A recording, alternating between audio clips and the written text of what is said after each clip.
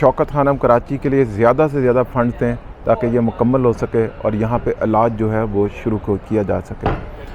मैंने ये देखा है कि पिछले दिनों जो है ये टीवी के ऊपर अखबारात के अंदर इश्तिहार चला आ रहा है कि जी हम स्टैम्प ड्यूटी जो है वो ख़त्म कर रहे हैं पंजाब के अंदर। अब मैं ज़रा थोड़ा सा इसको एक्सप्लेन करता हूँ कि ये ख़त्म हो रही है या क्या हो रहा है और ये कैसे पॉसिबल हो सकता है। ये मैं आपसे भी बल्कि मशवरा है, अगर आप कोई इससे मैं कोई मेरी हेल्प आउट कर सकते हैं या लोगों को आसानियाँ कर सकते हैं तो आप नीचे ज़रूर कमेंट्स कीजिएगा।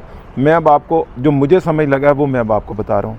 कह रहे हैं कंपनियों के इंज़माम और उनको जो है वो मुंतकिली जायदाद की मुंतकिली के लिए इसको किया जा रहा है। अब इसका मतलब है कि एक आम आदमी जब प्रॉपर्टी को ख़रीद रहा है तो वो स्टैम्प ड्यूटी देगा, लेकिन जो एक डेवलपर्स है जब वो कोई ज़मीन ख़रीदेगा तो वो स्टैम्प ड्यूटी जो है वो नहीं देगा। तो उन लोगों को नवाजा जा रहा है, एक आम आदमी को नहीं किया जा रहा। मुझे ऐसा लग रहा है इस स्टेटमेंट के बाद।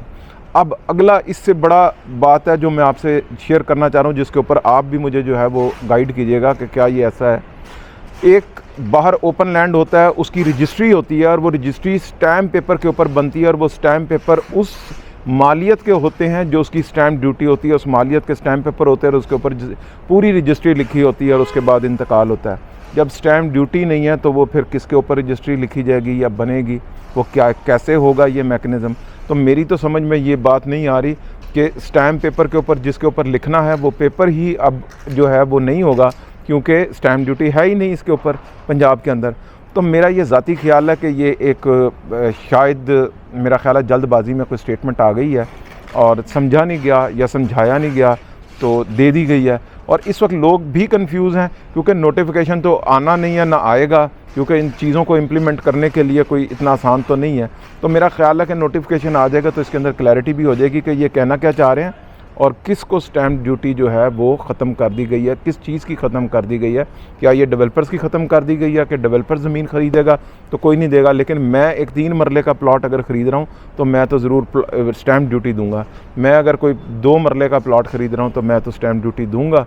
लेकिन वो जो 100 एकड़ ख़रीद रहा है या 200 एकड़ ख़रीद रहा है एक हाउसिंग के लिए या किसी प्रोजेक्ट के लिए तो वो नहीं देगा। तो मुझे तो ऐसा समझ लगा।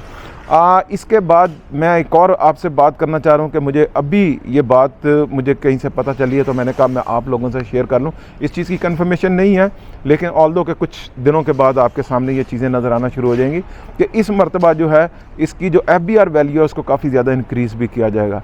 तो इसका मतलब है कि स्टैम्प पेपर जो स्टैम्प ड्यूटी जो जहाँ पंजाब गवर्नमेंट ने छोड़ी है तो वो जो है शहबाज सरकार ने जो है स्टैम्प वो जो FBR रेट है उनकी प्राइसेस बहुत बड़ी कर दी हैं।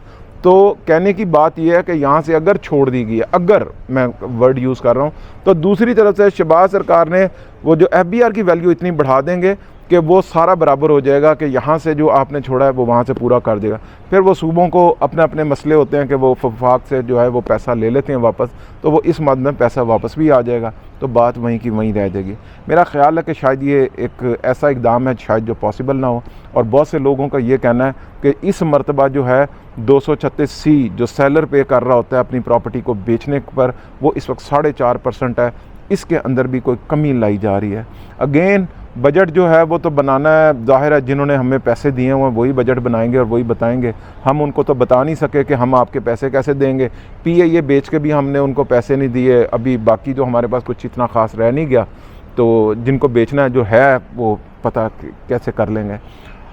जहाँ तक रियल स्टेट की बात है या बिजनेसेस की बात है, मेरे से बहुत बेहतर आप समझते हैं। आपकी जो भी इंडस्ट्री है, किसी किस्म की भी इंडस्ट्री है, अगर आप एक्सपोर्ट करते हैं तो आप ज़्यादा बेहतर तरीके से जान सकते हैं पिछले साल जो है आपने कितना % एक्सपोर्ट किया, कितनी एक्सपोर्ट हुई और इस साल आप क्या एक्सपोर्ट कर सके हैं और आप कहाँ खड़े हैं। तो ये तो आप मेरे से बेहतर जानते हैं। मैं प्रॉपर्टी के मतलब ज़रूर बता सकता हूँ कि यहाँ पे ट्रांजैक्शन जो है वो काफ़ी ज़्यादा कम हुई है। मैं DHA लाहौर की और DHA के तमाम दूसरे जो हैं, या कोयटा हो जाए या पेशावर हो जाए या फिर जो है मुल्तान या भावलपुर, यहाँ पे काफ़ी कमी आई है ट्रांजैक्शंस के अंदर। और उसकी सबसे बड़ी वजह एक ही बताई जा रही है कि लोगों के पास पैसा भी है, सब कुछ है, एक तो कॉन्फिडेंस नहीं आ रहा, पहली बात। दूसरी बात वो ये करते हैं कि पैसा बड़ी तेज़ी के साथ जो है वो बाहर जो है वो मुंतकिल हो रहा है पाकिस्तान से।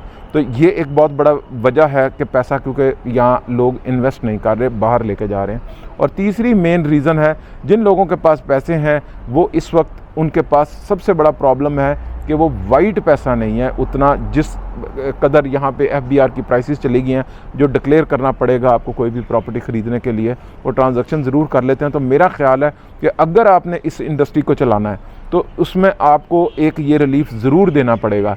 अब बहुत से लोगों का कहना है कि शायद कोई ऐसी स्कीम आ रही है जैसे 2021 में 20 में दी गई थी कोई एमनेस्टी स्कीम, या फिर पैकेज दिया जा रहा है जो कंस्ट्रक्शन करते हैं उन लोगों को, जिसकी वजह से जो है लोग जो हैं उसके अंदर अपनी ब्लैक मनी को इंजेक्ट कर सकते हैं, कंस्ट्रक्शन में के अंदर कर सकते हैं, या इससे रिलेटेड जो भी चीज़ें हैं उनके अंदर वो कर सकते हैं।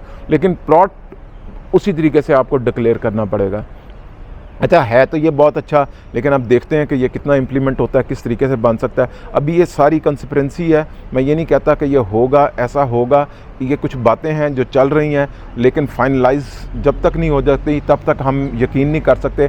अगर मैं पिछले साल की बात करूं तो पिछले साल भी इसी तरीके से बयानात चलाए गए हैं टीवी के ऊपर, प्रिंट मीडिया के ऊपर और साइन बोर्ड्स वगैरह के ऊपर, और बड़ी बड़ी स्टेटमेंट्स दी गई हैं। लेकिन डे एंड में क्या हुआ कि सब के सब जो हैं उनको दफन कर दिया गया और कुछ ऐसा नहीं हुआ, और लोगों का करोड़ों रुपया जो है वो डूब गया।